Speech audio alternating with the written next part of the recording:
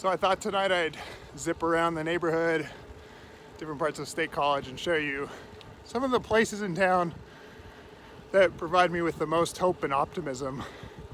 In the spirit of this ride, cool things that are happening for the sake of the environment.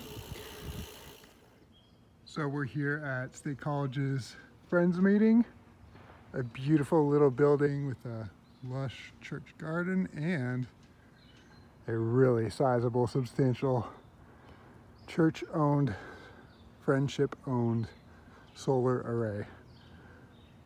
I'm grateful for this faith community and all that they do. This is home of good friends of mine who had solar installed recently. They're also supporters of the bike ride, and I'm deeply appreciative of the friendship of Blair and Diana and all that they do for creation.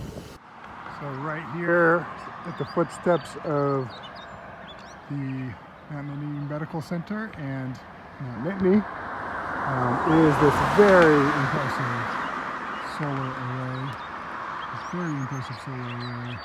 So not only does the place behind me have a really impressive solar display, but if you can see there, it's got a little carport made of solar. And fun fact, it also is a property connected to John Brockup, who is a professor at Penn State and did the inaugural PAIPL ride from State College to DC a number of years ago. Thanks, John, for your inspiration and all that you do. I'm at the foot of Beaver Stadium.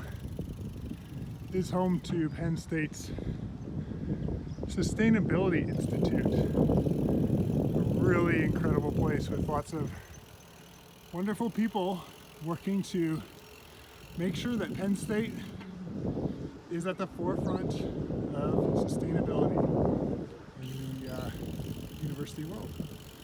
Really cool thing that gives me hope. So I figured while we're here on campus, I would spin by this incredible property here. This is an eco-home created by Penn State to test and showcase some of the most environmentally friendly building possibilities. You might wonder why we are here at a baseball stadium, besides me longingly wishing that it was baseball season. Medlar Field at Lombrano Park was the first LEED certified ballpark in the world. Isn't that amazing? Right here. Pretty amazing. With pressure from some folks, Penn State's Fizz plant has added a significant number of electric vehicles to their fleet over the last few years, including this one right here. All right, one more Penn State shout out. This place behind me right here, Penn State's Pascagoula Spiritual Center, is not necessarily set up for the environment. It's set up for faith and religion and spirituality and the intersection of that and the ethics that go along with it. And this was my home base for 6 years when I was the campus pastor for Third Way Collective. It's how I found out about Pennsylvania Interfaith Power and Light. I think I learned about it during a info fair right there with Cricket Hunter, who used to be the director of PAIPL. And I'm just deeply grateful for the symbol that this place is, the largest spiritual center of its kind in the country. The example they lay out, home to more than 60 faith groups, trying to figure out what it means to work in community and tackling issues like creation care in the environment within those walls and extending then beyond to the rest of this incredible campus.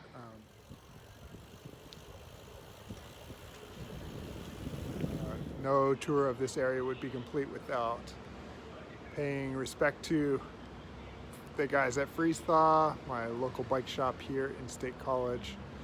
Freeze Thaw have been great, not only for me, but for the PAIPL ride. They have been a sponsor of the ride in the past, cheering us on. And if you go in their shop, if you're ever in town, they have a little plaque up on the wall, a little memento that one of our riders carried with us from State College to DC and brought it back to them as a word of thanks. So thanks, Freeze Thaw. Thanks for all you do here in our town and community and for supporting initiatives like this bike trip.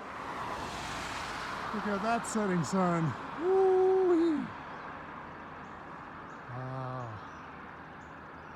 Sky is a canvas tonight.